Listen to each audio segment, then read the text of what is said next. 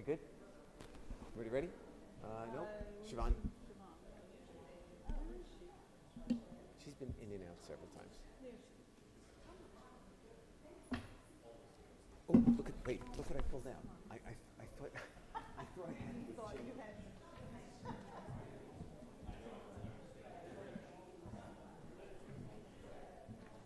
I was just about to start reading. I heard like 9, 10, 11. I'm looking right now, and it's gonna be.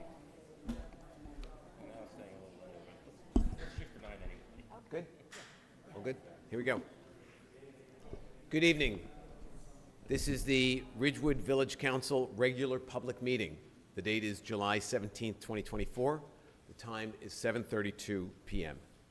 Adequate notice of this meeting has been provided by a posting on the bulletin board in Village Hall, by mail to the Ridgewood News, the Record, and by submission to all persons entitled to same as provided by law of a schedule including the date and time of this meeting. Roll call. Deputy Mayor Perrin. Here. Councilmember Reynolds. Here. Councilmember Whites. Here. Councilmember Winograd. Here. And Mayor Vagianos. Here, will you all please join us in a salute to our flag?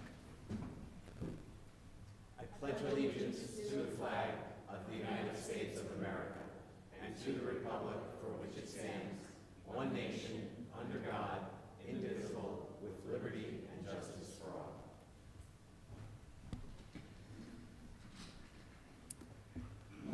I move the bills, claims, and vouchers and statement of funds on hand as of June 30th, 2024 be accepted as submitted. Second. Perrin.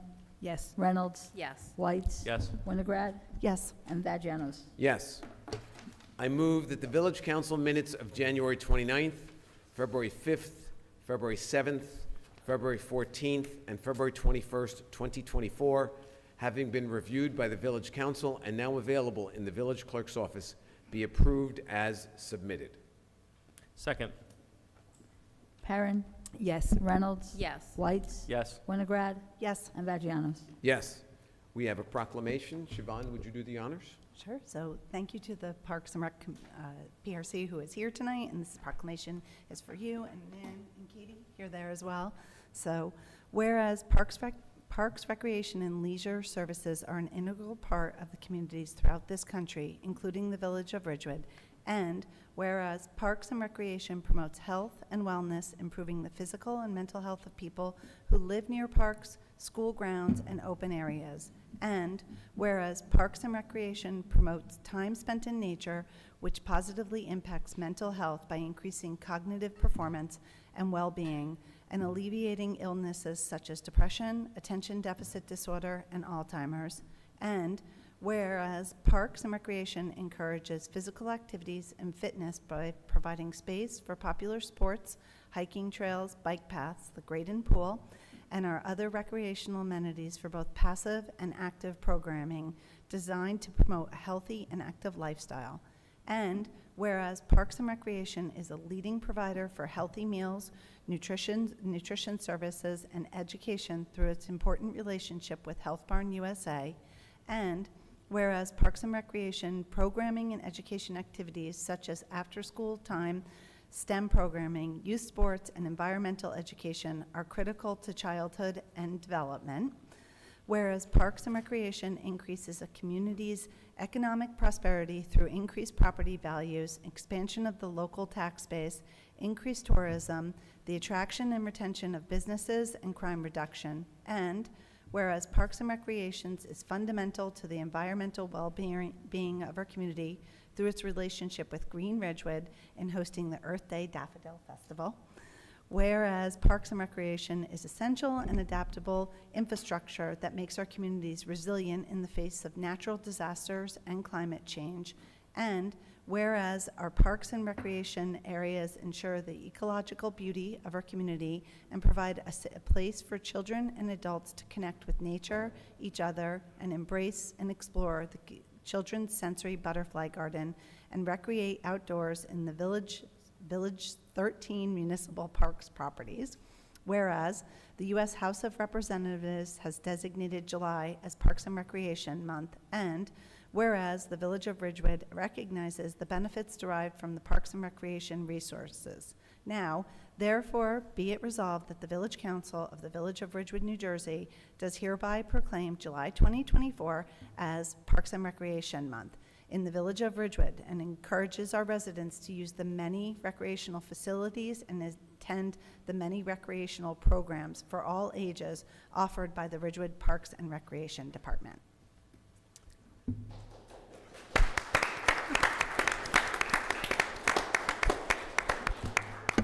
And I'd just like to take a moment.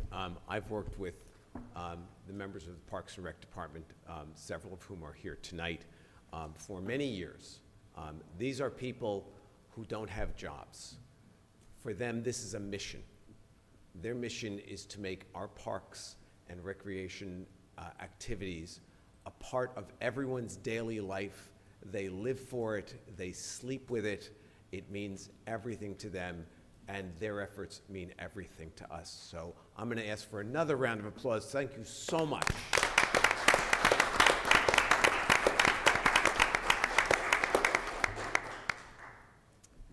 And now we move on to another feel-good moment where Chris Widello from the AARP is here to present the village with a plaque commemorating the village's progress as a member of the AARP network of age-friendly communities and states. And we're going to come down so we can do this up close and personal. Oh, and I'm going to ask that everyone who participated in this and supported this come join us in the well, please.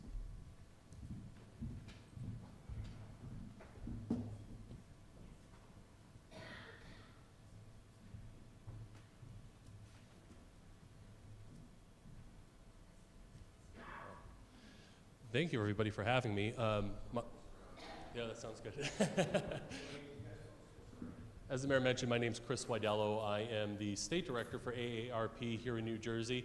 And just want to thank you for having me here today to your wonderful community. I had a chance to drive around, and you certainly do have some a beautiful community recreation areas, and really commend your honoring the work of the recreation department and parks department. So it's my pleasure to be here to award the Village of Ridgewood the AARP Network of Age-Friendly States and Communities 5-year Cycle Award.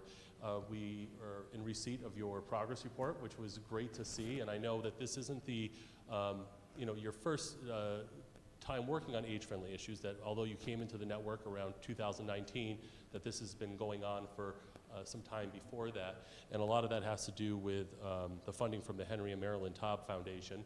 And I want to congratulate you as well on receiving some additional funding that will go towards a toolkit on age friendliness to share beyond Ridgewood, and continuing your role as a leader among age-friendly communities and demonstrating the willingness to collaborate and teach others and expand the reach of their age-friendly network. So we really appreciate all the work that you're doing to further these things. I wanted to highlight just a few of the successes that you had reported as part of this 5-year cycle. It focused on walkability, transportation, and affordable housing. And I should mention, sure, AARP's here for the people 50 and older, but the things that we advocate for around age-friendly is really to try to make communities better for all people of all ages, for everyone. Because one way or another, we are going to get there. And we want to make sure that communities are ready. And typically things that help people who are older is also beneficial for people who are even younger. So a couple items were, the village conducted a sidewalk audit and worked to improve crosswalks. I noted that when I drove, and I saw some great sidewalk work and repairs and making sure that the crossings aligned with the easements that go down into the sidewalk. They also expanded and raised awareness about on-demand transit offerings for older adults. To ensure the community's new master plan reflected residents' housing needs, the village included older adult residents in focus groups, which is wonderful. Additionally, informed residents about property tax relief, a huge issue here in New Jersey, and other housing assistance, as well as home sharing. And one of the other things we noted was other initiatives focused around food access, social activities, and dementia-friendly business practices. So really impressed with the progress that we received, and just couldn't be happier to give you this award. I want to recognize some of the folks that made this possible as well, starting with Mayor Paul Vagianos, thank you very much, Deputy Mayor Pamela Perrin, Council members Lorraine Reynolds, Evan Whites, and Siobhan Winograd. Thank you for your work and commitment to this.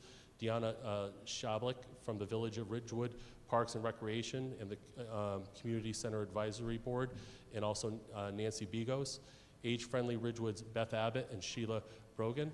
Thank you very much. And Carol Bielikowski, hopefully I got that right, Director of Communications and Special Projects, and the Community Center for Ridgewood Foundation, who has been a really great financial partner in all of this. And probably none of this would be possible. So thank you all for your commitment to this, and it's my pleasure to present you with this award from AARP.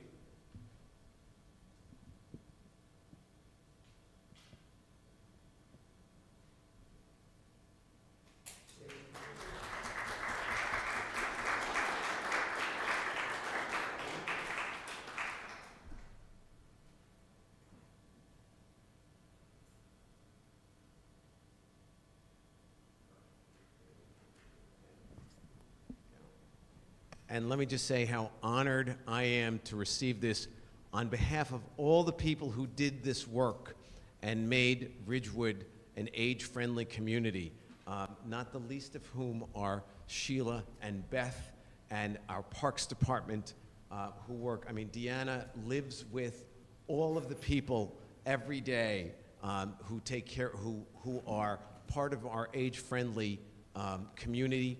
I have said for many years that Ridgewood is a town that is known to be a great school-age community. And one of the things that we all strive for is to make it a great place to live once your children have left the house. So I'm going to turn this over to Sheila so that she can say much more important stuff than I have to say about this. Thank you, Mayor. We are grateful to the Taub Foundation, who actually gave us the money to be able to do the work for Age Friendly. But Beth and I didn't do it alone.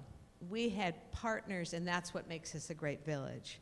So Joan Groom from the Chamber, Nancy Bigos, Deanna Shablik, Tony Damiano from the Guilds, Sue Aldrich from Ridgecrest, the Health Department, Dawn Citrillo, Serbi Kapadia, Danielle Pagani, Gwen Hawk, who's here today from SHARE, Stephanie McTeague, a social worker in the town, the library, Robin Ritter and Roberta Pangiwani, former Mayor Ramon Hache, now the Executive Director of the Y, our current Mayor, Paul Vagianos, and our council members, our village manager and clerk now, Heather Maylander, who, gosh, you met with us every single month for over 2 years.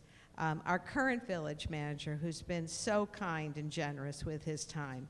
Our fire chief, John Judge. Our police chief, Chief Lyons. And there are seniors that started with us who are no longer with us after, it's been 8 years, but they guided us and gave us wisdom, and that was Claudia Boltz and Joan Larkin and Don Liebrick and Eugene Thomas and Helen Leonard. And they worked side by side with us, and they wanted to make sure that this community was a community for all ages, and particularly for older adults. So thank you so much to AARP for your support. Thank you to the council. Did I leave anybody out? No. So really, it's a joy to be in this town. Yeah, thank you. Thank you for all your hard work, Sheila and Beth.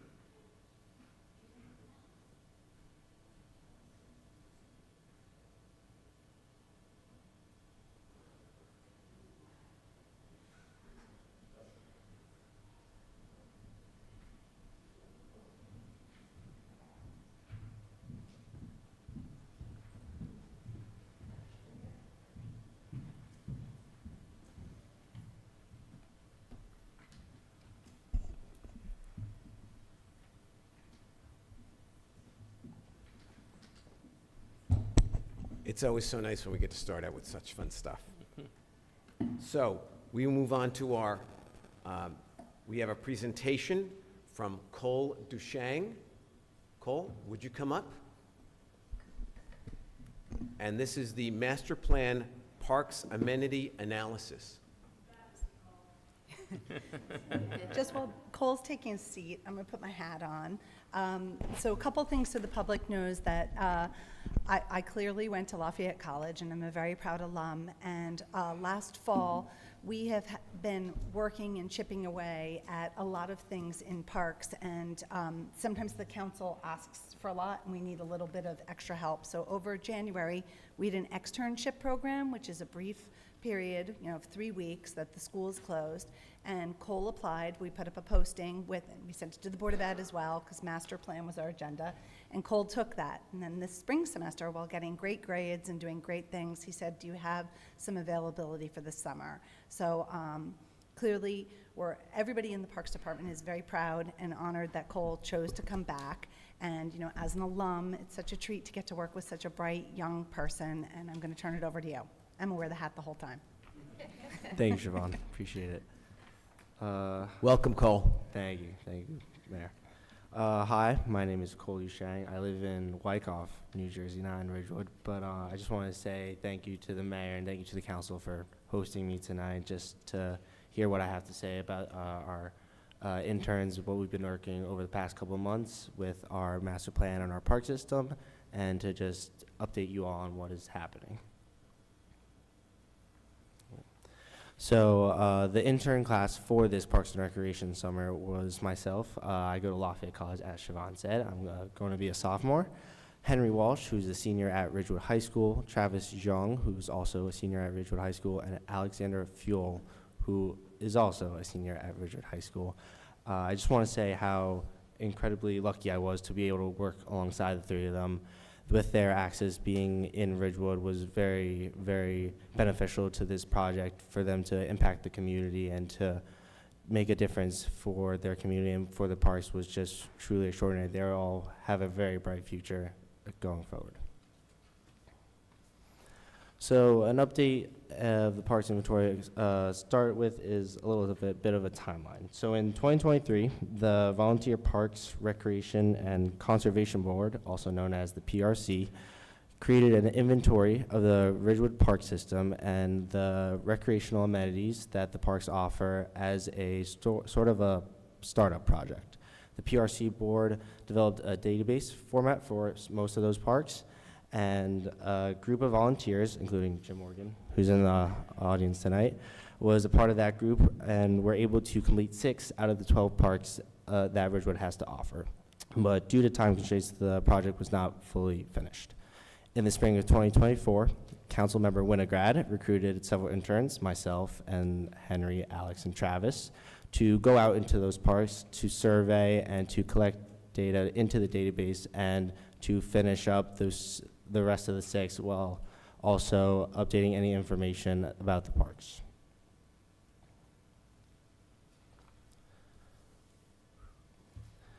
The main goal for this information is to assist the Ridgewood residents, the staff, and the village council with a little bit of information about what each park contains. We want to supply the information for the departmental professional staff to plan, to budget, and to maintain parks going forward. And we want to make sure that they're able to identify any needs or capital that the parks can bring in, that being from playgrounds, shade sails, or restroom facilities, or bench maintenance. The main end project is the creation of our interactive pages on the village website.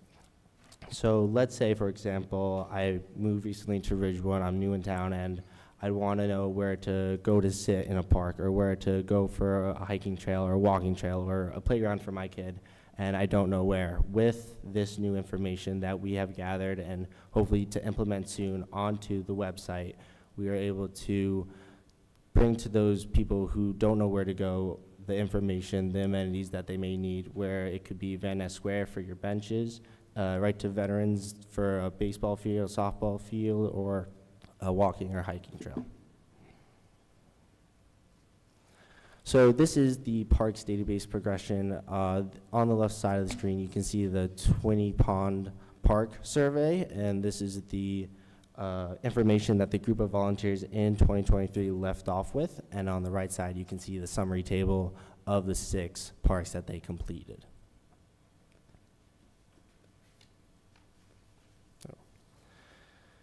In this next slide, there's the parks database progression, which is the current database, which shows on the top hand of the screen the summary table, which is only 6 out of 12 parks, but on the bottom you see the Twinney Pond Park as well, and we were just able to streamline and make the database inventory more accessible to users and to just bring them the information that they need to find out where they can go for specific needs that they may want from parks. Travis Jung, who's part of the intern project, and myself created a small rough draft of how we envisioned the village web pages to be for the village website, and we wanted our main goal for the website to help guide the residents to Ridgewood Park System and all of the amenities that they do offer. So we envisioned the homepage listing all of the 12 beautiful parks that Ridgewood has to offer, photograph with each park, showing what people may be looking for, and drop-down menu to filter the certain amenities that the resident may want, like I said before, a bench, a trail, a playground, a baseball field, soccer field, etc. And then the individual park pages, we would offer a link just to get people to the places of the parks where they are located throughout Ridgewood, an outline of the park and the surrounding area, this being, parking opportunities, entrances, exits, restroom facilities, a basic layout and summary of where everything is in each specific park, a brief description and the history of the park, offering just some facts and some history about where a resident may be going, some of the features, amenities, like a bench, a trail, a field, that the park offers, and any upcoming events that are happening in each park.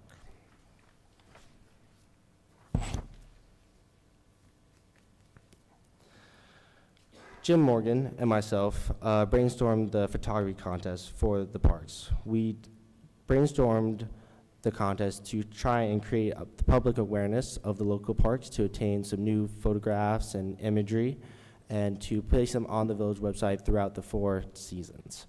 The PRC board, the Ridgewood Arts Council, and the Village Council will be soliciting the photos of all the parks, and it will help give local talent a spotlight to be featured on the village website throughout the web pages as they rotate through each season, and to just get people more interactive with our parks and to go out and see our parks and take photos. At the end of this month, we'll be having an intern meeting to discuss the steps to complete and finish the project in a database format. And we will be looking forward to completing and implementing the village web pages in the fall of 2024 for the public to use. And I myself have been working on a benchmarking fee structure within the parks, which is looking at Ridgewood's fees and reviewing them and comparing them to other towns' fees that compare economically with Ridgewood's, and seeing how we can benefit and improve, whether that's lowering fees or raising fees, and to just benefit economically. I want to thank you for having me here tonight. I really do appreciate it, and I just want to say thanks so much. Cole, I want to say, on behalf of the Village Council and the residents of Ridgewood, I want to thank you, Henry, Travis, and Alexander for this comprehensive report that I know that we will be referring to on a regular basis, that will be on our website, that will benefit all of our residents, and that I see the heads of the park department here, and they are grinning ear to ear saying, thank you so much for this. We really, really appreciate it. I'm going to turn it over to the council to see, does anybody have any questions? I do. Will you be covering, or will this master plan be covering tennis courts? I don't know the answer to that question yet, but we could possibly branch out to tennis courts and go out and survey and branch it out a lot more. Okay. Anyone I else? just want to say thank you. It was a great report, and it's information that is going to be very wonderful for everybody who goes to the website and, doesn't know all of our parks and what they have to offer. It's going to be wonderful. So thank you. Yeah, I just want to echo what everyone's saying. This is really great work. Really appreciate your time as well as that of the other interns. I think this is a really worthwhile use of your time, and really can't thank you enough on behalf of the entire village. Thank you. Siobhan? I just want to say thank you to Cole, big time, to the Parks Department, our PRC board who supported him of Highlight, Jim Morgan. Thank you for everyone for making this happen. I will say it's a wonderful way for this council to make budget decisions.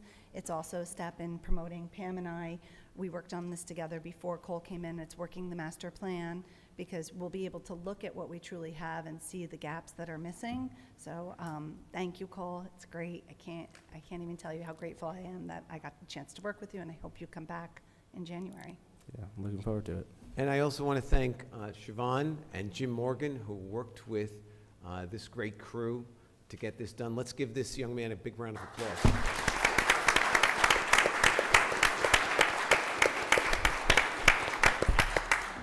Thank you. Thank you.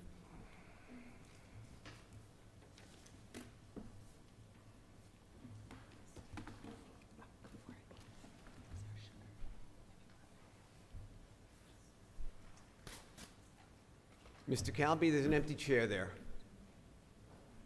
Might want to grab another one.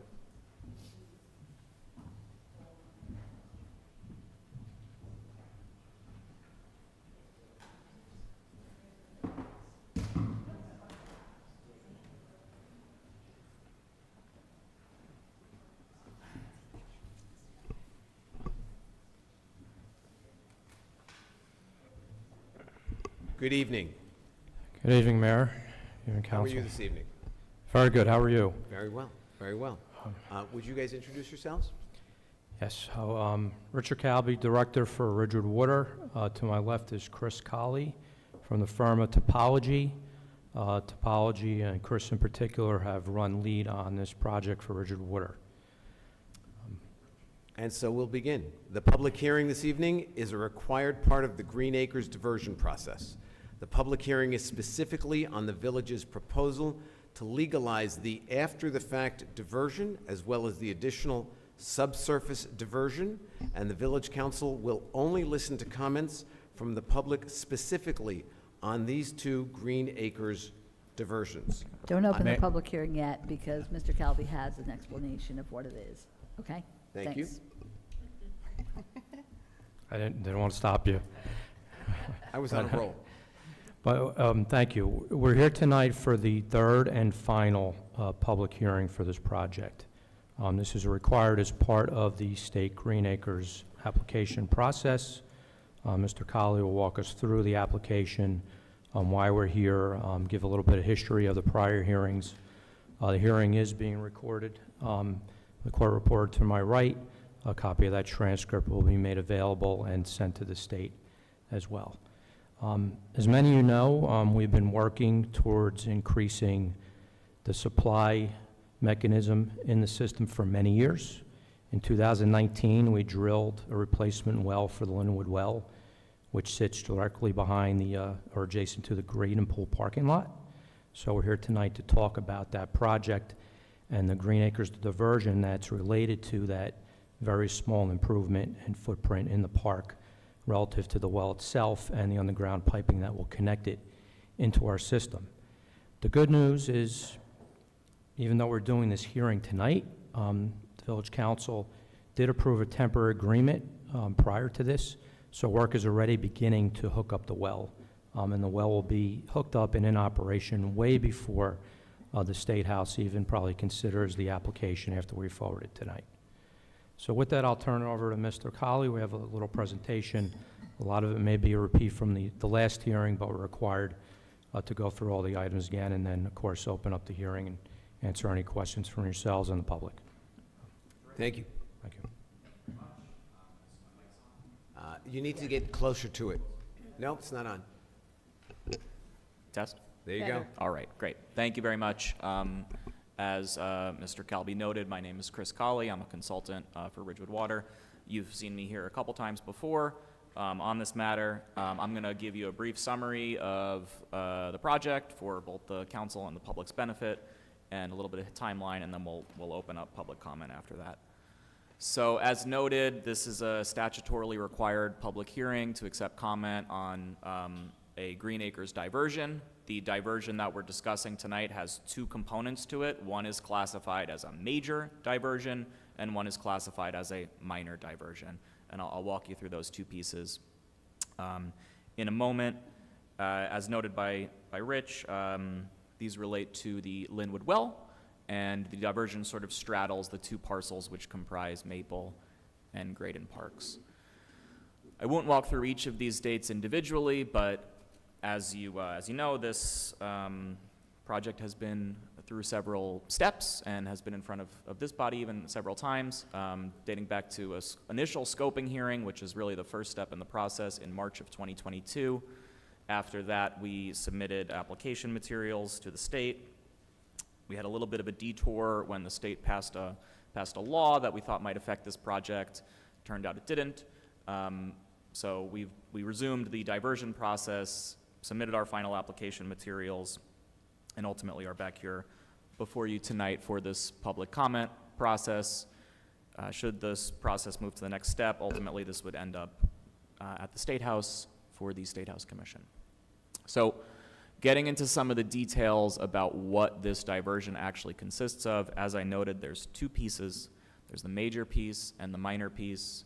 That's not me expressing an opinion on what's major and what's minor. That's just statutory language.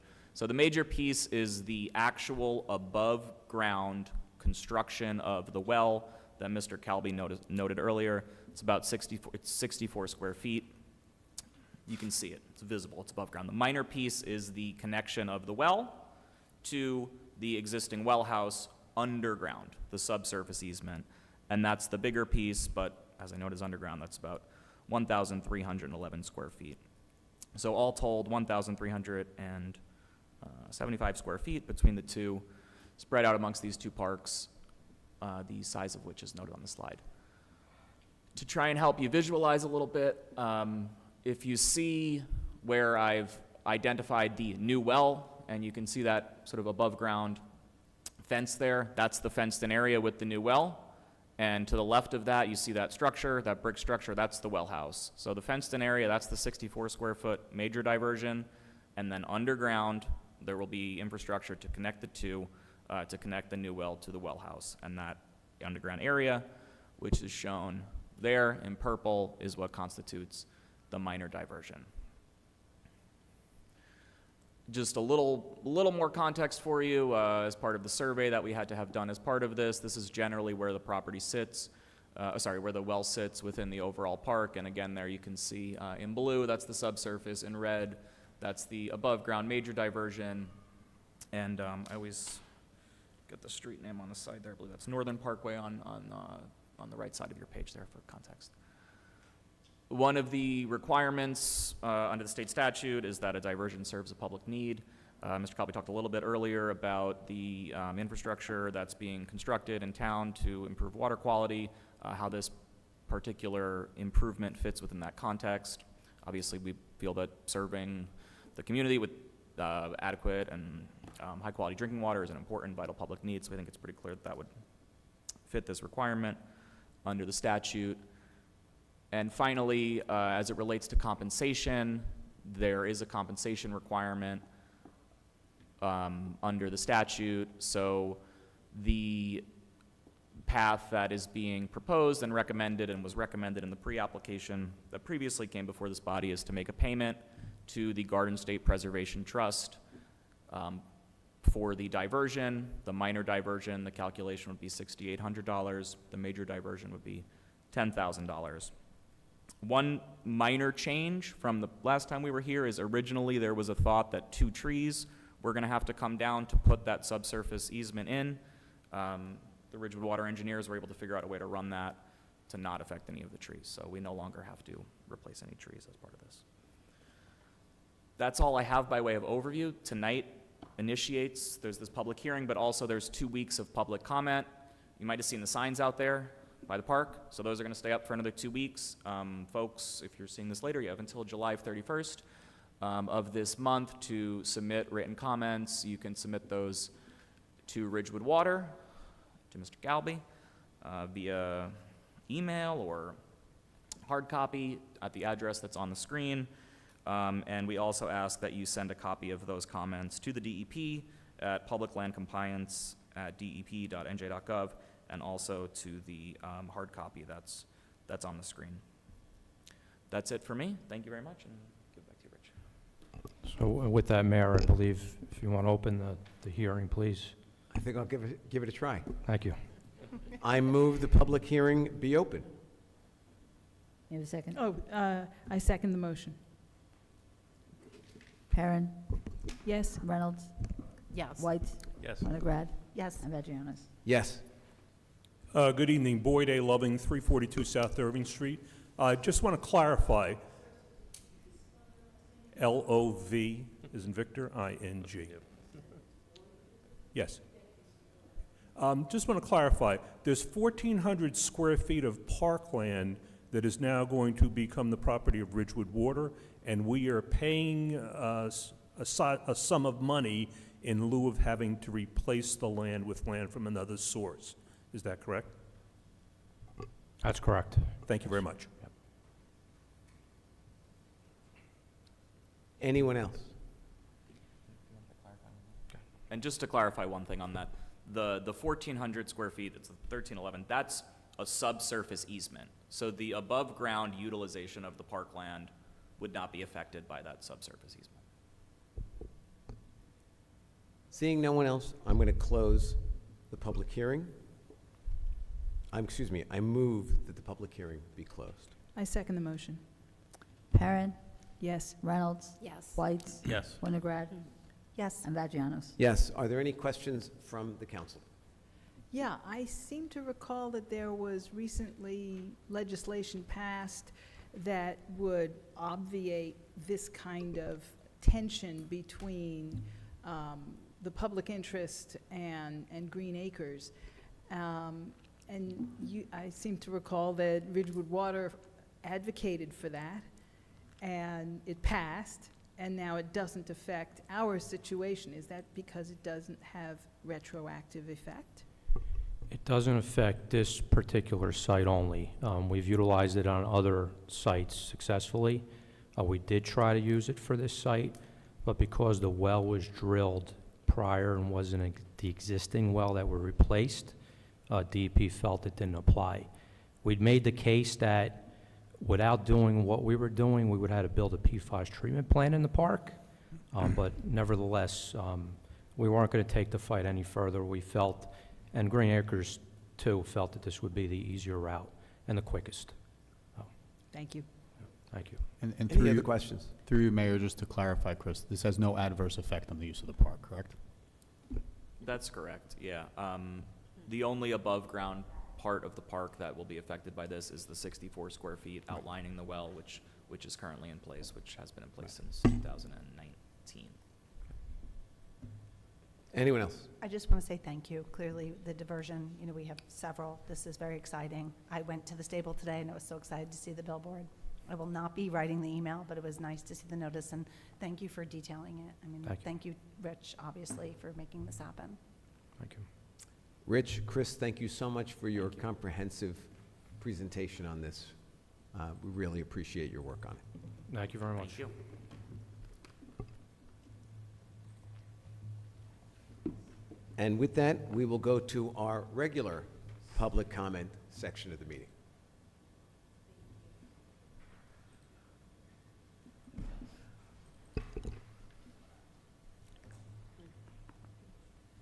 All comments are limited to 3 minutes. Tony Damiano, 274 South Broad Street. First, I want to comment that the CBD, again, is looking particularly great this summer. A thank you to Councilwoman Lorraine for Project Pride. I'm so sorry I couldn't help out this year. Also, so great to see our side streets finally paved, especially Chestnut Street and Oak Street. Wonderful job. I have three topics tonight, and on the downside, I updated the vacancy report again. In January, I reported only 12 vacancies. We've since escalated to 23 vacancies, sadly. The newest additions are Fembot, Ridgewood Cleaners, and Gardner and Company. CBD is not having a good summer once again, and there are a lot of factors, the weather, the internet, et cetera, et cetera. I do have a request, and this has come up several times. As you all know, for many years, our meters ran from 9 a.m. to 6 p.m., and a couple of years ago, they were increased from 10 a.m. to 6 p.m., and a couple of years ago, they were increased beginning at 9 a.m. and now running to 8 p.m. I was not in agreement with that, and even more so today, I am not in agreement with that. We really need to be more customer friendly. I'm urging the council to reconsider and bringing the time back from 10 a.m. to 6 p.m. Second topic, I was approached by a digital marketing group called Placer. I don't know if you're familiar with these groups, but they asked if we were interested in doing a demographic study on any topic, especially regarding our events. So I gave them the task to do demographic studies around Memorial Park and Van Ness Square, since the Guild, the Chamber, and the Village run so many events there. And I had a Zoom call meeting with them this morning to show me the results. And they emailed me the whole criteria and agenda. And they did this pro bono, by the way, because I told them we're a nonprofit and the price tag is kind of steep. But I did put them in touch with Keith. They're going to reach out to you to discuss it next week. So the study ran from July 1st, 2023 to June 30th, 2024. So it was a full 12 months. And the demographics, I asked them, how do you do this? The demographics are formulated by everyone's cell phone. And it's based on a 2-minute or longer stay in our park. And they can gauge how many people enter the park and exit the park. So I just bullet pointed some of the items on this study. 30,000 people visited on Saturdays this year. 75,300 visits were made overall, and 121,400 people visited frequently. The majority of people visiting our park are from, first one is no surprise, Ridgewood. The second one is a surprise, Fair Lawn, followed by Glen Rock, Wyckoff, Paramus, Mahwah, Hawthorne, Saddle River, Waldwick, and Franklin Lakes. The surprise for me is Hohokus and Midland Park were not on that list or fell below these towns that I just mentioned. Before entering the park for an event, people frequented, number one on the list was Raymond's. Again, no surprise, they're right across the street. Daily Treat, Chick-fil-A, I'm assuming because they're new and on Route 17, The Office, Starbucks, Paris Baguette, Wendy's, Sook Pastry, McDonald's, and Felina.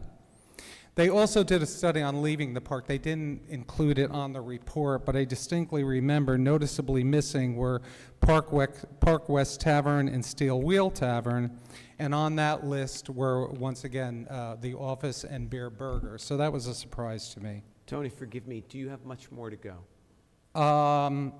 That's it for the study, and then I wanted to talk a little bit about the Performing Arts Center. Only because we have a 3-minute limit, and Yes, when we I know. extend it for one, then we are obligated to extend it for all.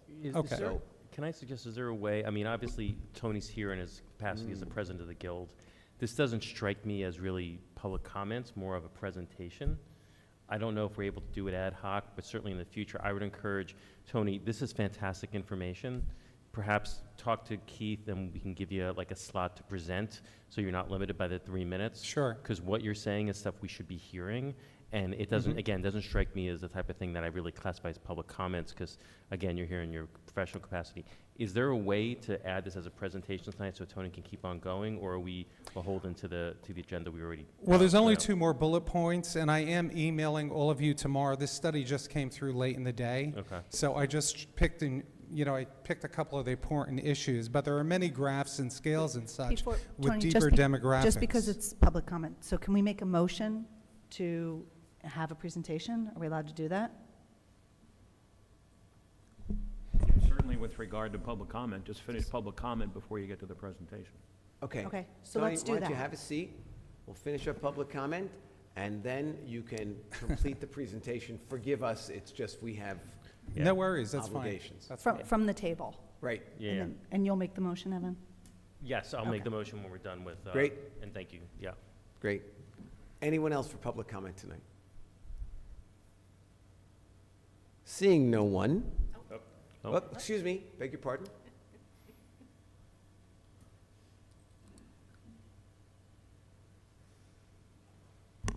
Good evening, Mayor and Council. Ann Loving, 342 South Irving Street. I just want to mention again that which I mentioned before, and some other people have as well. I don't understand why public comments keep being pushed later in the agenda. When you first did it, it was because there was a big presentation about the soil at Shedler, and you explained that you anticipated the presentation would answer people's questions. But now there's other things that have preceded the public comments, and for some of us who come to the whole meeting and stay for the whole meeting, that's fine, but there are definitely people who come in that don't need or wish to hear the presentations. They come in because they have one thing they want to say about the garbage collection on their block or the paving or something like that. And these are people that are often young. They have children. They have to get a babysitter. They, have to pack lunch boxes for tomorrow. I know these people. There's young people in my neighborhood that want to come in, and they're like, well, how late will it be before I get to speak? I really don't think it is user-friendly or, anyway, I really don't think it's good for the public to push the first public comments later and later into the meeting. And I do appreciate that Councilwoman Reynolds advocated for keeping them at the front. And tonight, I don't understand how this fits in with your rationale for doing it the last time. Thank you. Thank you, Ann.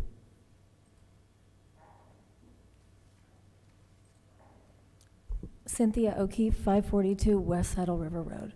I also want to mention that I don't agree with pushing public comments back.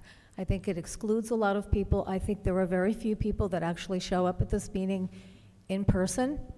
We've already had the minutes at the end of the meeting cut from 3 minutes, or for 5 minutes to 3 minutes.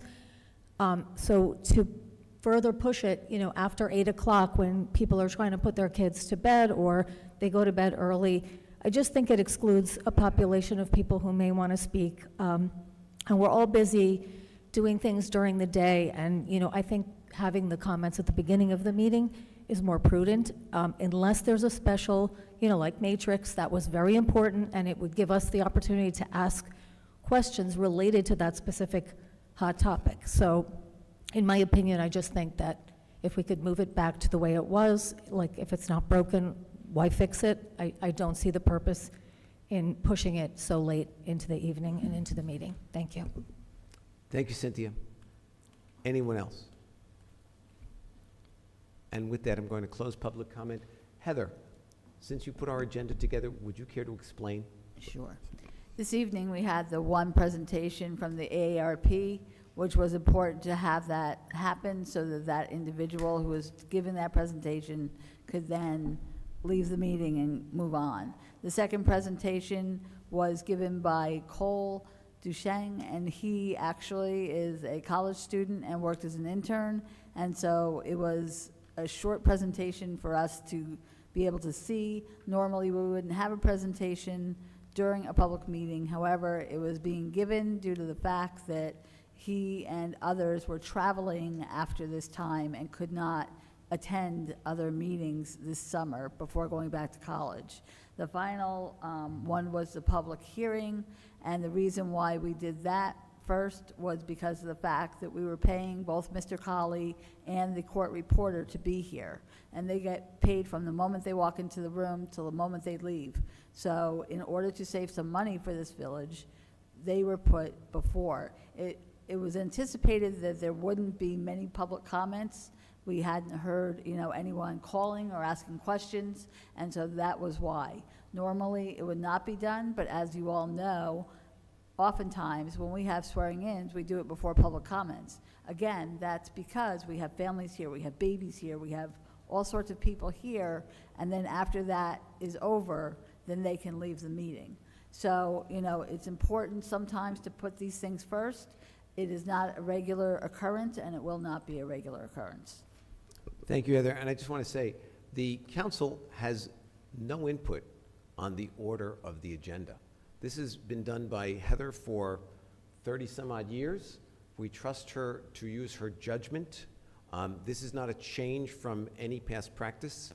She just used her judgment, which I think I speak for the council, we support completely in this instance, to determine what should come before and after public comment. But we are all sensitive to your to the comments you made, and we're all going to be aware of it going forward. So, thank you. And Paul, I'll just add, I know when we discussed this, I was one of the voices that agreed very much with Ann and Cynthia that we should keep public comment towards the meeting unless there's a really good reason why. I think what we just got was a really good reason why. I think tonight made a lot of sense for all the reasons that Heather stated, but again, would agree that we should tend to put it towards the front unless there's a strong reason not to, as there was, I think, tonight. And in fairness to Ann and Cynthia, obviously you guys didn't know any of this until until Heather spoke. So again, your input's certainly valued. I do just want to take this as a positive way to promote hybrid access. So when my kids were little, I totally feel for the childcare and balancing the workload, but that is one of the primary drivers as to why we implemented hybrid access. You can watch it, you can put yourself in the queue, and it's pretty easy to do. So I want to say, if you're unmotivated to attend in person because of the cost of childcare or accessibility issues, please note that on all our agendas, we have the option for you to call in from home, from any type of event. Even if you're out, you can get on hybrid access and dial in. So if people are unaware of that, that's something that I know the full council takes great pride in. So speaking of saving people's time, can I make my motion now to bring Tony back up? Thank you, because Tony's been waiting there very patiently. I second.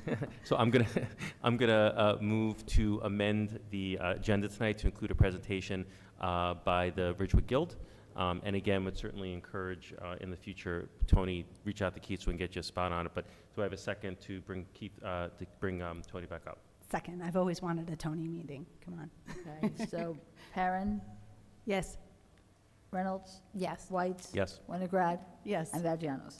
Yes, come on up, Tony. And actually, you can sit if you want now, because it's not Tony, a pre- come- it's not- come- it's- Yeah, it's a- Tony, It's not a presentation. Yeah, yeah, and just pick up where you left off. Yeah, And please. yeah, and really, thank you so much. Believe me, I felt badly because and thank you, Evan, for coming up with the creative solution to our dilemma. I don't know Turn the that mic that's on. on. If you, Press Tony, the green button. press the green button. Is it on? Do you see Green light. Green light. I do apologize. This literally came through at about 4 o'clock today. All good. So the only other thing I wanted to say regarding this presentation is it does have a hefty price tag. It's $14,000. The village may consider, doing this next year, and they will do any type and all studies.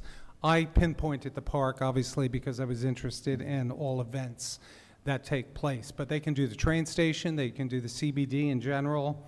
Other towns that are using Placer for these studies are Madison, Summit, Barnardsville, and Montclair. Those are the ones that stood out in my mind. There are other towns. So lastly, on my agenda, Performing Arts Center, I really vacillated back and forth on this, whether I wanted to even take on this project. But my board agreed it's a worthwhile project to try out. So what we're doing is we're going to call a meeting in September. I wanted to wait till everyone is back from vacation to discuss the feasibility of turning our Warner Theater into a performing arts center. About 15 of us met at the theater again last week, including members of the Ridgewood Arts Foundation, and I apologize to Evan. Next time around, the council will be involved, the Village Arts Council, and I had a local architect come in also. And it was a very interesting visit. We met with the realtor who is now handling the project, and as you probably know, they are not selling any longer. I even had a buyer for them. They would not entertain talking to that. Well, he did talk to them, but it's not for sale. They want a lease. So we've pulled this PowerPoint presentation together, which I'm just fine-tuning. I already have 30 people attending this meeting, and that is simply just by word of mouth. I haven't even put it out there to members or residents or whoever else is interested. But we're looking for possible investors, donors, grant writers, means to have fundraisers, etc. We do have something we might be working on for the fall of 2025. It'll be a black and white ball, black tie ball, possibly held at Felina. There are so many opportunities to raise money and so much interest. When I first heard the theater was closing back in January, I simply put a small blurb on Facebook, and I cannot tell you the comments that I got back. What can we do? Do you need money? Can we do a fundraiser? So there is a lot of interest, and other towns have done this. Babylon, New York converted their theater into a PAC. So, yeah, we're going to undertake the project, and again, just to see the feasibility, and of course it would require management, etc. The Guild is not putting money into this, but again, we're going to see what happens at this meeting. So I'm actually meeting with Keith next week because I would actually like to use the courtroom for presentation because you have the screens and the mics. So anyway, that's it for tonight. And Tony, I'd mentioned this to you, I want to say it publicly, unless there's a really strong reason not to, Keith, I would certainly encourage the village to allow Tony to use this room for that meeting. Absolutely. Yeah, wonderful. Wonderful. We wanted to do it on a Tuesday night, but I know there's zoning board meetings and stuff like that, so we're going to probably switch to a Wednesday. So you'll all be informed on what's going on. Off council week. Off council, yes. That we know. That's a given. Tony, thank you so much for your tireless welcome. efforts for our downtown. And as we all know, turning the Warner into a performing arts center would be a linchpin, change the direction of our central business district moment. So I really appreciate it. I know You're many of welcome. us are working on this.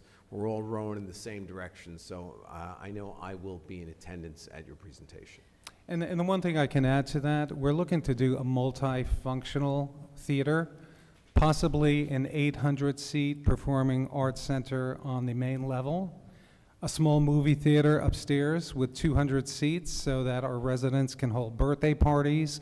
We might do a classic film night, a foreign film night, and that third theater would be an open space for dance recitals, chamber concerts, art exhibits, etc., so that we're really umbrellaing all the arts under one roof. And I've listed about 17 organizations, bands, symphonies, that exist in town that might be interested in using the space if it ever comes to fruition. So, Thank you. Tony, wait, before you leave, I want to say one thing Yes. about the first thing. So with Placer AI, Pam and I, when we went to the League of Municipalities, went to a seminar. Can you send that to all of us? I And am, then- okay, yes. And then that might be beneficial for them on a presentation night, for them to come in to see the technology that they harness. Because they're tapping into customers, but they're also tapping into non-customers, like foot traffic. It's a really unique concept. We went to this commercial real estate seminar, and they did a whole finding on it. So I would love, because you made the connection, to bring that Sure. more so we could learn about this, because it was fascinating in Atlantic City. They didn't send me everything I wish they had, but there are some graphs that are also very interesting. For instance, the most used month, believe it or not, is September. And I attribute that to the street fair, the Guild's Music Festival, a lot going on in September. And then, of course, December with the chambers downtown for the holidays is strong as well. But I'll send it all to you tomorrow. Oh, you. great, because I do want to present it to CBDAC. Oh, yes, yeah. All right, very good, thank you. Thanks, Tony. Thank you, Thank you, Tony. And let's move on to our manager's report. Thank you, Mayor. I don't actually have too much tonight, but I do want to report out that today, Carol Belkowski and I met with representatives from the New Jersey Historic Trust, along with Conley and Hickey, at the pedestrian foot tunnel at the train station. The Historic Trust comes out and reviews with site visits each of the grant applications that have been submitted for consideration. So we spent a good amount of time today with the representative from the Historic Trust Grant Program, and we will know whether or not we've received any funding from that grant by late September. The Ordinance Working Group met yesterday.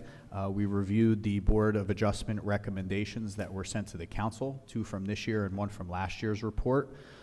We are actually going to send those recommendations back to the Board of Adjustment to get some additional clarification, especially on the circular driveways and the fencing recommendation that they made.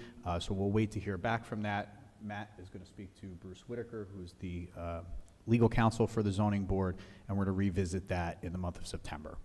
We've also reviewed the ordinance that is required to establish the special 3 police officer positions, which will be the police officers that will be assigned to the school district come September. That ordinance, along with a shared services agreement with the Board of Education, will be on our August 7th work session for discussion. We also discussed a certificate of occupancy ordinance, which slightly modifies the current procedure in the building department.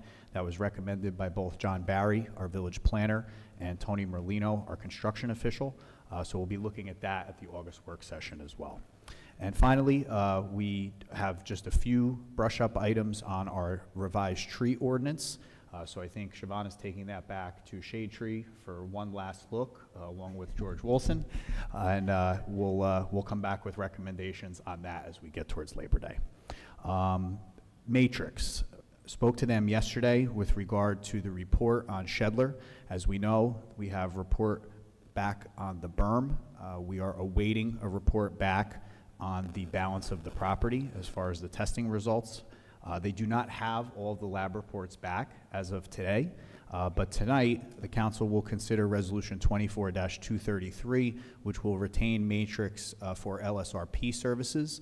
So we should have a report back both on the lab testing results and also recommendations from the LSRP for our August 7th meeting. So I would anticipate that that will be a discussion item on that date as well. And finally, Ridgewood Water is slated to receive an award tomorrow from the Commissioner of the New Jersey Department of Environmental Protection. That presentation will be made at 1 p.m. tomorrow at the Water Pollution Control Facility off Prospect Street. Ridgewood property, but actually in the borough of Glen Rock. So we're looking forward to that, and I just want to congratulate publicly Rich Calby, who's with us tonight, and his team at Ridgewood Water. They have a lot of challenges that they're facing there, completing these PFAS treatment plants by the end of 2026, replacing lead service lines, both on the commercial side and the residential side in all 4 service area communities, and in the summer months, water conservation, which is the focus of tomorrow's discussion. So, Rich, I just want to extend my congratulations to you and your team over at Ridgewood Water. There you go. All right. Just a few announcements. The Guild continues to hold their Music in the Night on Friday evenings downtown through Labor Day. Music in the Park, sponsored by Destination Ridgewood, held each Saturday evening from 7:30 to 9:30 at Van Ness Square. July 20th, The Leftovers. July 27th will be Jam. The concert series at the Cashaw Shell on Veterans Field continues each Tuesday and Thursday through the end of August, 8:30 p.m. start time on those concerts. The Parks and Recreation Department and the Open Space Committee are jointly sponsoring July Park Walks. Grove Park Tour will be held on Saturday, July 13th at 10 a.m. The Guild is also sponsoring free movies in the park Wednesday nights at 9 p.m. in Memorial Park at Van Ness Square. July 24th, my birthday, is Mary Poppins, and August 7th is Batman. The Chamber of Commerce holds each Sunday their Ridgewood Farmers Market through October 29th from 8:30 a.m. to 2 p.m. at the west side of the train station in the parking lot. The Ridgewood Guild will be sponsoring Art in the Park, taking place on the first Friday in August from 6:30 to 8:30 p.m. And this is a very important announcement. As I mentioned at last week's council meeting, this is the first year in a very long time that the village will not need to send out estimated tax bills. So the actual tax bill will be going out soon. The property taxes will be due August 1st. However, there is a grace period that extends until August 26th. So that's an important date. If the payment is not received in the tax collector's office here at Village Hall on October 26th, the interest rate then reverts. August 26th, then reverts back to August 1st. So the grace period's extended to August 26th. However, if you pay after that, the interest is going to revert back to August the 1st. And finally, Village Hall upcoming council meetings. August 7th is our work session, August 14th is our public meeting, and September 4th is a work session. All begin at 7:30 p.m. That's all I have tonight, Mayor. Thank you, Keith. By sending out actual tax bills, how much does that save the village Approximately $5,000. in postage? Printing, postage, preparation, all the data, all that. Nice going. Thank you. Council reports. Evan. Great. I'll be brief because I know we've agreed to keep it below 3 minutes.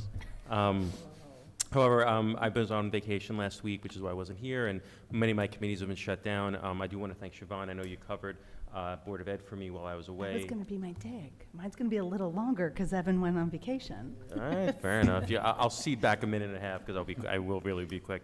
I did want to just say very quickly a real hearty congratulations and thank you to the entire July 4th committee. Tara and her small band of volunteers just did an amazing, amazing job. I will reserve further comment because I know we're going to have a presentation in August on it, and as the liaison to the July 4th committee, I'm going to have a lot to say then, but I will reserve comment until then. With that, I'm happy to give my time, my remaining 3 minutes, back to Siobhan for covering for me for Board of Ed. Siobhan, you're on. So to begin with, I have some very sad news that our longstanding advocate and access chair, Inez Bunza, passed away last week. So I think the whole council, the whole community, and absolutely everybody in access would just like to wish her family well, and let the community know there will be services this Saturday. In addition to access, today we took an access field trip and we went over to the Shedler House to look at it through the access lens of there's been a lot of clamoring within the neurodivergent community, and especially with the housing, that many people need additional space to work. After seeing Joy Do, we went over there. It's an interesting concept to take a group of people that look at something slightly different. It was very well received. There was a lot of idea generations. Nothing sprung up, but everybody was really thinking about it. And I want to say thank you to Carol, who opened the house for us, and we also took Bob Rooney with us, because as we begin to have these discussions, it'd be interesting to see what kind of revenue we could generate. So thank you to everybody who made that happen. I do think bringing your committees through is very valuable. It's been very interesting to see everyone's feedback, so thank you to Access. We are also going to have another field trip on top of our meetings. We're doing this to Friends to Friends Church. I wanted to let the whole council and the community know that they've had a renovation, and they've removed all the pews, and so they have more available space. That's interesting because it's very walkable to town. So as Steps begins to expand, it was an interesting concept, and we were very grateful to Reverend Dr. Joanne for being there with us. So that covers access. The meeting that I covered for Evan, well, first of all, it was a treat, thank you. I had the opportunity to meet with the Board of Ed, and we went over several things. Of highlight, it appears that the renovation of the tennis courts, which are in bad shape and governed under the Fields policy as a shared asset, are moving forward. That's with the Board of Ed now. We had a general discussion regarding some of our fields in the Army Corps of Engineers, as well as the implementation of the Class 3 officers. The police department in Ridgewood is advertising for that now. We discussed some elements of Steps, some partnerships with Green Ridgewood and Rain Barrels, which I'll discuss, and began to discuss loosely some expansion of shared service ideas. So thank you for letting me go. It was very interesting, Evan, and it was really fun to meet everybody on the Board of Ed side who represents our kids so well. Today, very quickly, we met with Shade Tree Commission, so thank you to Adam and Nancy, and we're beginning to look at, our 200 trees are going out into the residential areas, so we're creating copy to go with them to increase awareness about our trees, particularly new trees. And I'm going to take a shameless plug and say, if you have a new tree and the gator bag is empty, please take the time to fill it. And if you adopted a sapling last year, please be mindful this weather can put baby trees under extreme stress. And lastly, I'll go very quickly, but today we launched the Rain Barrel kind of commission. We had a lovely meeting, and Green Ridgewood, Shade Tree, Parks, and a whole host of others are getting forward to take that meaningful step from the Columbia, output to see what we can do with Rain Barrels. So I would encourage everybody on this council to go home and talk with their family members and say, hey, you know what we're missing from our house? A rain barrel. And Keith, get ready to say, which buildings do we own that need a rain barrel? So more on that. I want to thank Frank and everybody on the committee that was there, and Pam for setting it up, and there'll be more news on rain barrels coming. Thanks, Siobhan. Lorraine? Thank you. I just want to say I agree with the rain barrels. I never had one, and with the heat and no rain about a month ago, I decided we put 2 on either side of our front porch where the gutters were, and I really didn't expect to get that much water, but a 10-minute rainstorm literally filled up both barrels. I was in complete shock. So it really makes a difference, and it's easy. There's a spout at the bottom. You just fill up your watering can and go along. So I definitely agree that everybody should think about getting one and using it. It's very helpful. And now you want a third. I have to think of a new place to put them. And I just want to also say that construction has started on the sidewalks on East Glen. That's the small section of Glen Avenue between Maple Avenue and the train trestle. And I drove past yesterday. It looks great. I don't know how much longer it's going to take, but to me, it's going very fast. I appreciate everybody being aware of hopefully staying away from that area until construction is done, so you don't get caught in traffic. And I also drove down Clinton, just, I was on my way someplace, and I saw one of the village engineers there, spoke with him. They've drawn out lines already to see where the street is going to be. So hopefully those sidewalks will be started, certainly by the end of the summer. I know they're still working. They don't have a definite plan, but I'm anxious to see it when they do. And that's about it. Thanks. Thanks, Lorraine. Pam? Thank you. I don't have much to report. We did have the Grove Park Walk on Saturday from the Open Space Committee, and our next park walk will be July 27th at Graydon Pool, meeting at the bridge at 10 a.m. That's Saturday, July 27th. And our leader will be Fran Bartow, who is the Planning Board's representative on the Open Space Committee. So that should be an interesting tour. They're free, by the way. That's all I have. Thanks, Pam. And I have nothing because all my committees are on break now. So Keith, Heather, let's take it away. Okay, we have no ordinances for introduction or adoption or public hearing for Ridgewood Water, no resolutions for Ridgewood Water, and no introduction or public hearing and adoption for our regular ordinances. So we move on to our regular resolutions.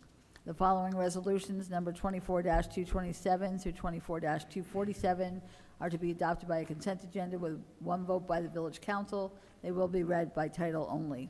Award contract, Animal Control Services and Waterfowl Management. Award contract under state contract, gasoline and diesel fuel.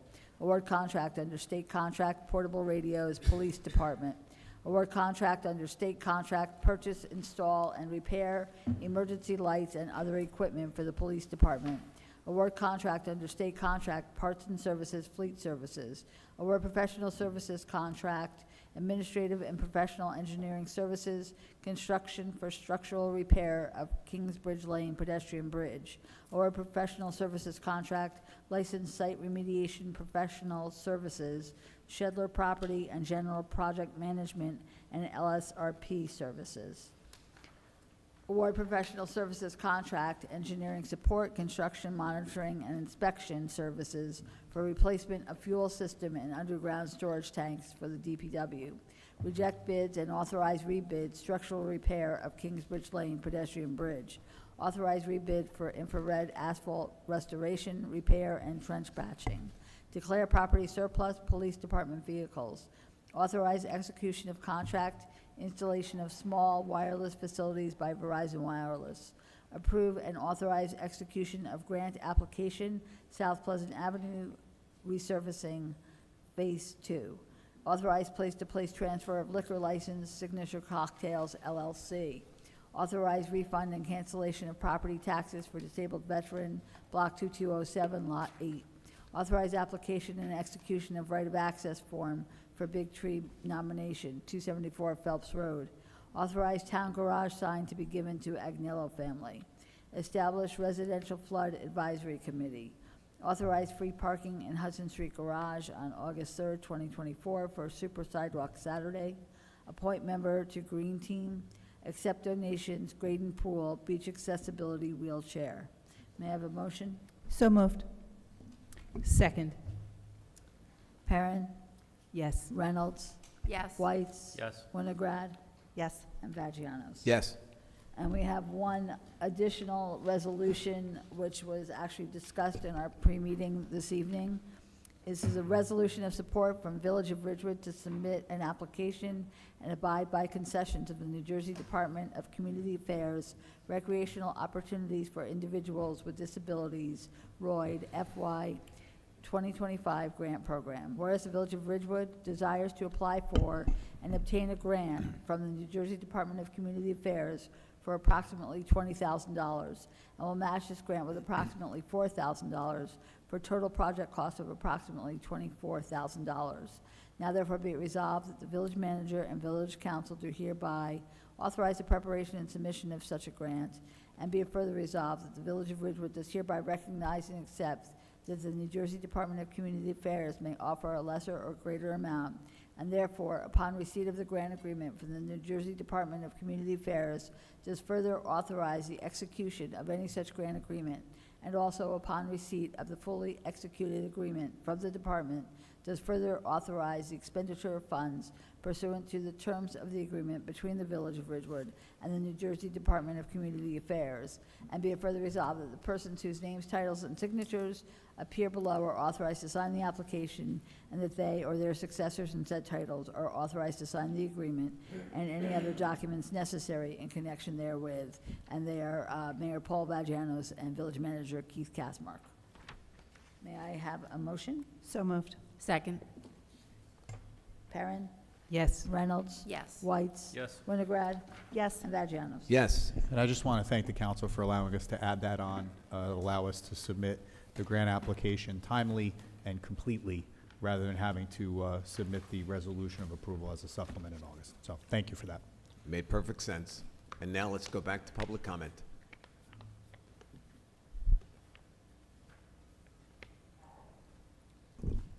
Boyd A. Loving, 342 South Irving Street. Just like to make a comment about the discussion about the tax bills, and that is, if you pay your taxes online by EFT or credit card, you can do that right now. If you go to the tax collector's website, on the village website, and click on there and put your name in, the amount that you owe will come up, and you can do an EFT or a credit card right there. So if you're thinking of traveling and you might not be here when the tax bills come, and you're concerned about not paying it by August 10th and getting a penalty, you can pay it right now, and Bob Rooney will be very happy if you do that. Thank you, Boyd. Anyone else?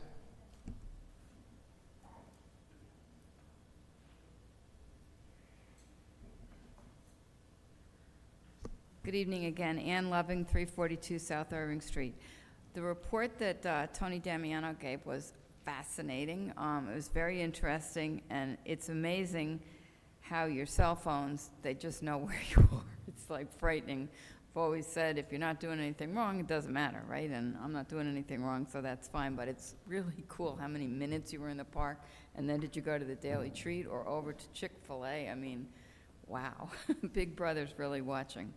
I do think you need to be careful about doing walk-on agenda items, though. I understand the reason for doing that tonight, but I don't think you're supposed to change the agenda on the fly, because there might have been other people that really wanted to come if that was an actual presentation. And I agree that a report like Tony gave tonight should be a presentation, but I don't think you're supposed to really change the agenda on the fly. Regarding the moving of public comments, I'm gathering from what was said subsequent to myself and Cynthia speaking is that it is no longer under consideration to officially change having public comments be later, because that definitely seemed to be the way Councilwoman Winograd was promoting it a few meetings ago. So it sounds like that is no longer the case, and only with certain exceptions, such as Heather described for this evening, which made sense. Otherwise, the public comments will stay right up front. I'm a huge promoter, a huge fan of public access, of hybrid access, and I'm really glad that we have it. But if you have little kids, which I don't, but I have friends who do, and you're trying to do public comments from home, it's not like you just have it on in the background and then, when it comes time for public comment, you have to be available and you have to get into, you have to have your phone with you and you're in line and whatever. Then you got to push all the right buttons and you've got children around. So it's not really that easy when you have children, little kids around, to do hybrid access if you have no clue when public comments are going to be, if they're going to be an hour into it or 10 minutes into it. So I just wanted to point that out. And again, I don't have I don't have little children, but I have some friends who do, and they have described to me how they have no idea when they're going to get to speak, and the kids are running around and whatnot. So thank you. Thank you, Ann. Anyone else? And with that, I'm going to close public comment. Keith, how did we leave that issue that Ann raised? My recollection was that with the consent of the majority of the council, that if there was and again, I'll point back to the matrix report, that we could move that ahead of public comment. Did we do that or not? Agreed, Could I add agreed, to and I that? think. Because I was, just one thing with that first, is that after last meeting, Lorraine and I had a sidebar conversation, and because I was the proponent of it, had it moved forward for discussion, it would have been on the agenda tonight for a vote. But I, being the one who introduced it, pulled it and said if anybody else on the council wants to sponsor it, feel free. I do still think there's some room, which Keith will address, but I'm always concerned when people come. We have discussions, not all 5 of us together, but Lorraine and I had a supplemental discussion, and after a work session, I chose not to sponsor it going forward. So that's where it was. The other thing that I do want to say, I understand the intricacies of children's, but having hybrid is definitely easier. It's definitely easier, and again, I still want to take that as an opportunity to promote it. I understand the balancing act, but we would really love for people to understand the functionality. Even if it's harder at home with the balancing act, it's better to have it. So I think tonight actually demonstrated exactly where we landed at the end of that discussion, and then subsequently, I know a few council members spoke to each other individually, which was, we're going to leave it to the clerk, who's got over 30 years' experience preparing agendas for councils in Ridgewood, to use her discretion, which I think she did when she prepared tonight's agenda.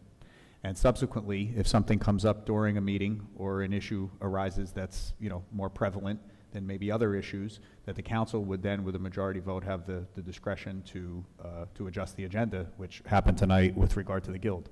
So I think tonight was a perfect display of the flexibilities that the council was looking for without changing any ordinances or any official protocols. Great. So, and I think I'm going to guess that many people would support the idea that if there was another matrix-like presentation, Mhm. that with the, either the clerk or the majority of the council or both, could move that in rare instances up ahead of public comment, which would garner better public comment. Well, not only better public comment, but it's much more fair to the public to give them the relevant information that they may be concerned about. Their questions may very well be answered during the course of the presentation, and that solves the issue before opening up the public comment to be followed by the My presentation. point exactly, but my The, point. the order of events is critical. Right, but we can, we have that option going forward. Yes. Great, thank you very much. Good, Ann? Great. So could I just, sorry. So, sorry, not sorry. My interpretation, not a lawyer, is we don't have the flexibility. So I just want to make sure everybody here, because things sometimes are misrepresented. The reason I put it on the agenda for discussion was to afford the council the flexibility, right? Because it's lockstep. The way I read it as a layperson, Matt, get ready, is that the order is pre-established. So what I wanted out of the discussion was to have the flexibility that we had for Matrix, which is important, diversion equally as important, to allow Heather to do that. I was under the impression, because it's by ordinance, we had to amend the ordinance to include a clause to allow for that flexibility. But that's just me. So my interpretation of this, first of all, is that the sequence of events at a meeting only applies to the public meeting. So tonight would be an example of that, right? But I also believe, and in my experience doing this for as long as I have, I've seen plenty of councils make a motion to suspend the regular order of business because of certain circumstances that exist at a meeting. So I think that is available. I'm not the attorney, I'll yield to Matt on that, but past experience would dictate that you do have the prerogative to suspend the regular order of business to supplement agenda items if there's a reason to do so. And that's true, and I think the other thing that, I think everybody's right. I mean, I think our ordinance is specific as to the order of the agenda. And there is no wording in the ordinance as it is right now that allows for discretion to bump it way in that. But given that, the opportunity to do so, as long as the majority of the council is in it, you can switch the order around, you can suspend the order of business and work it that way. One of the things, there were a number of things under discussion in terms of amending the ordinance when we talked about it a month or so ago. And one of the things that I think I had brought up is that you could amend the ordinance to provide that discretion for that. It's not a very difficult thing to do, but certainly can be an introduction to make it clear for everybody that it can be done that way. And certainly that within the wording of the ordinance, you can say within the discretion of the village clerk, the order of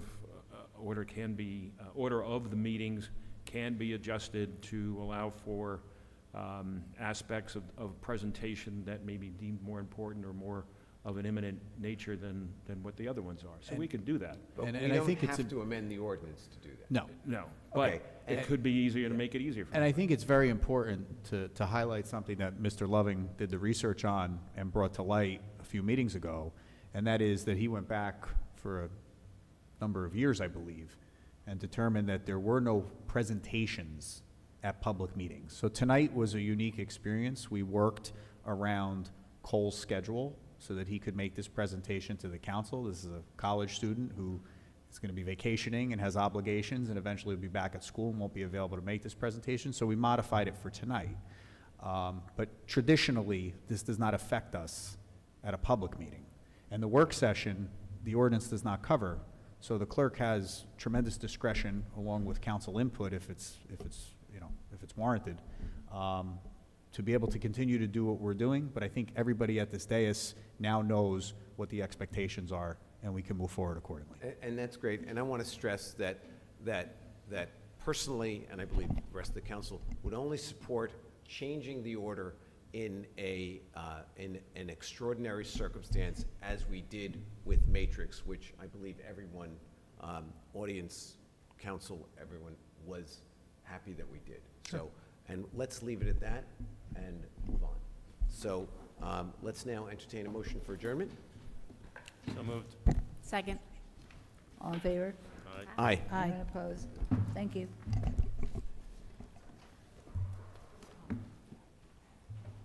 So